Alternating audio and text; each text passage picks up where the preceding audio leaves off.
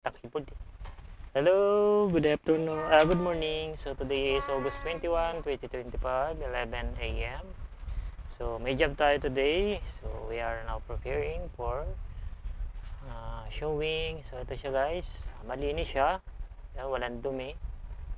Yan. You can see. Okay, sobrang linis. Okay. Wala siyang dumi. Pero expired ang thermal pad guys. Malangis. Yan. So ito ang issue niya. So Skynex yung ating RAM. So delikado pag shorted ang ating RAM. Okay, first we need to test one by one. So prepare natin yung ating tester. Diba? Ito, sa bench.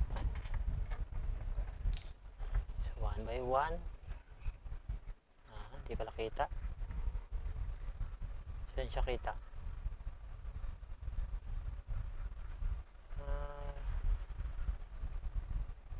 Dito sa microscope. Ba't hindi kita? Nakaraan kita to eh. Lapit-lapit natin. Ang ganito yata ito. Subok natin sa this bench. Ayun, kita na pala. Ayun lang pala. So, kailangan lang ilapit-lapit. Diode mode tayo.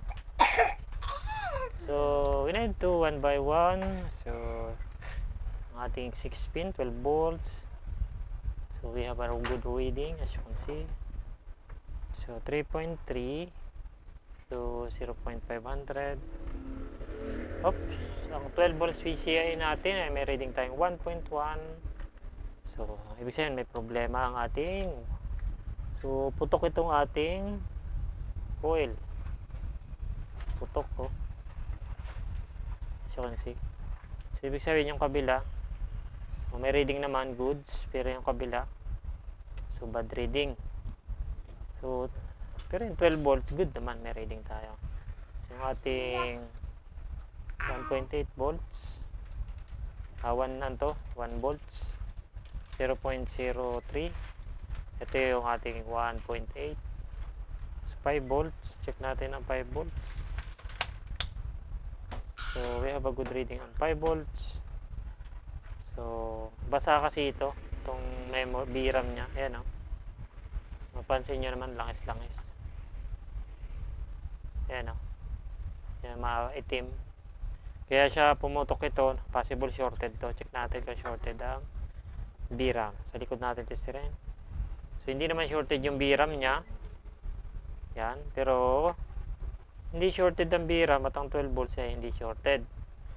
So, testirin natin lahat ng mga gates. So, good ang readings. Ito yung B core. So, the B core is good. B4. Oh, the VRAM is good. Good din. So, good sa may mga reading nito.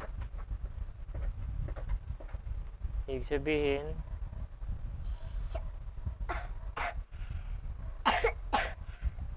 good naman. So, good yung mga reading natin. Tapos yung ating memory, good naman. Oh, it's a good. It's a good. It's a good to know. So, possible, pumutok yung ating 12 volts na coil. Wala naman shorted yung ating mga entrance. So, good siya. Yung ating entrance na 12 volts sa pumutok lang siya. So, inspection natin. So, microscope inspection. Okay, microscope. Recorded naman tayo. Recorded.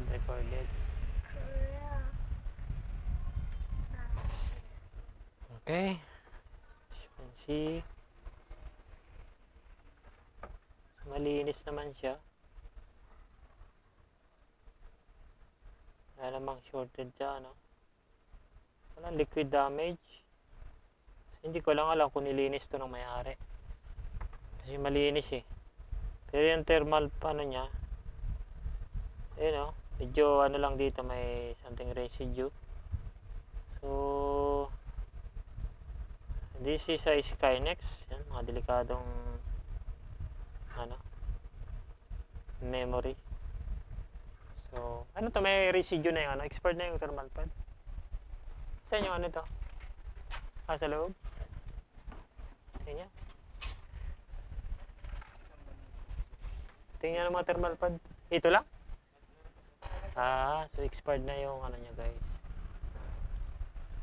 Yung thermal pad niya expired na yan. Kaya siya pumutok. Yung saan wala na? Tingnan. Ayan. So same siya, madumi na siya. Ayan. Dry yung thermal paste nito? Hindi naman. So yun. So, baka kaya siya nasunog ang ating 12 volts rail na ito. So subukan natin siyang i-jumper. Pwede yan guys i-jumper. Jumperan natin. Hindi na ito kailangan. Na natin siya. Subukan muna natin mag-jumper kung magdi-display siya guys. So kasi possible kaya lang siya pumutok yung coil na to ay dahil overheat. So jumperan natin. Patayin ang jumper dito. Jumper way tayo dito.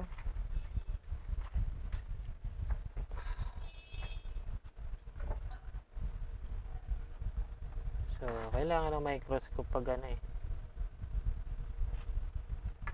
Hirap mag-ano. Hinang kapag walang microscope.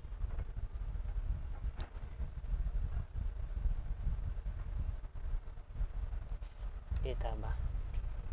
Hindi nakita.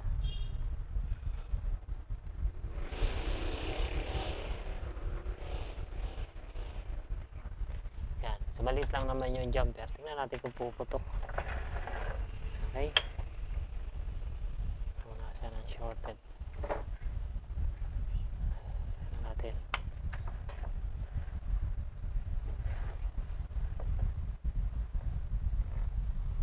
Ayan.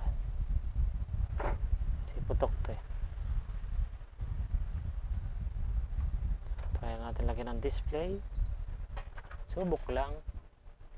Okay. Lagyan natin ang tubig.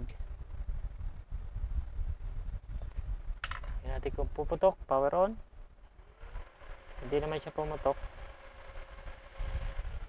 Yan, umiinit din siya guys. Nag-display. Ayan, as you can see. So, nag-display tayo. Okay. Harap. So, problem niya, overheated lang, coil. So, yun yung ating main issue. Papalitan lang natin yung coil. Okay.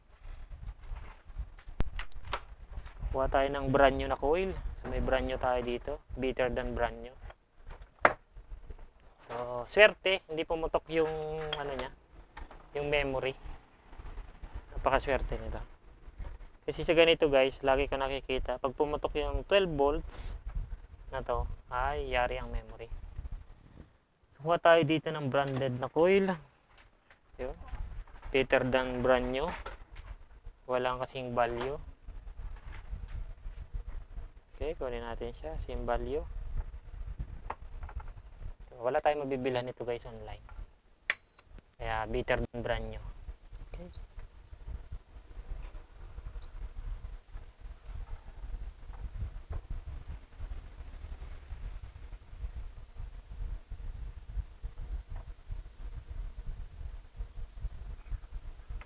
Okay. Okay, tanggalan natin. So, better than brand new.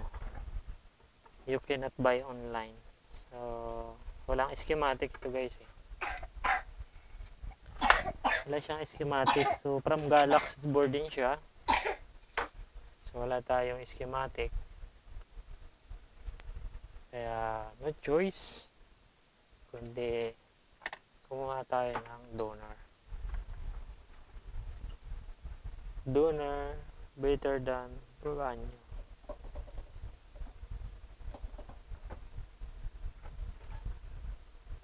So, ito po, kahit pwede naman itong lagyan, fuse lang. Kahit walang coil. So, kung may mga idea kayo sa ganito, kahit po walang coil ay pwede. Pwede pong resistor ito ang ilagay. Yung mga palit, resistor yung ginagamit nila eh. Hindi siya gumagamit ng coil.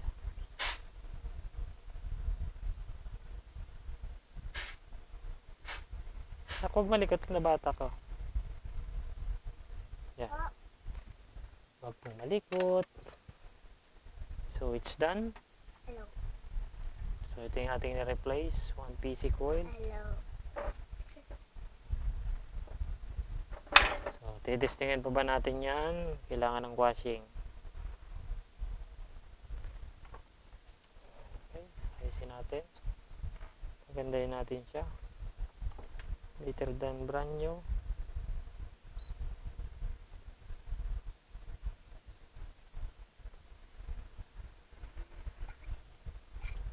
Ay, a minute.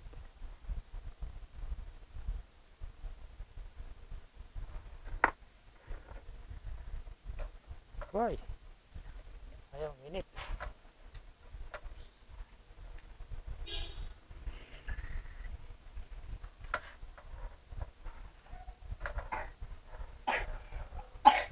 Okay. So, linis.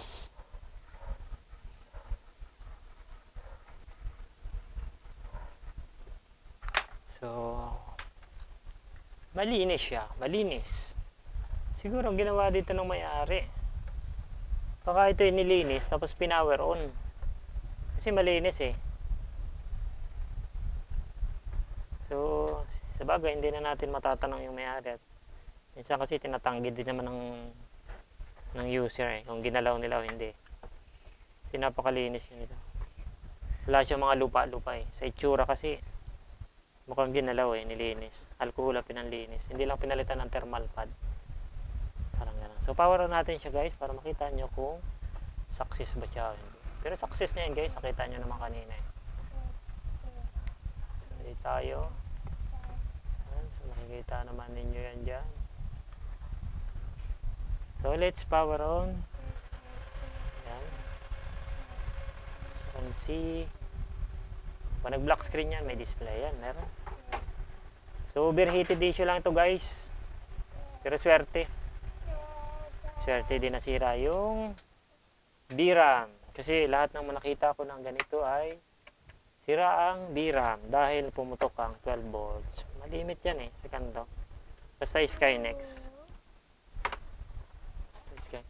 Nak!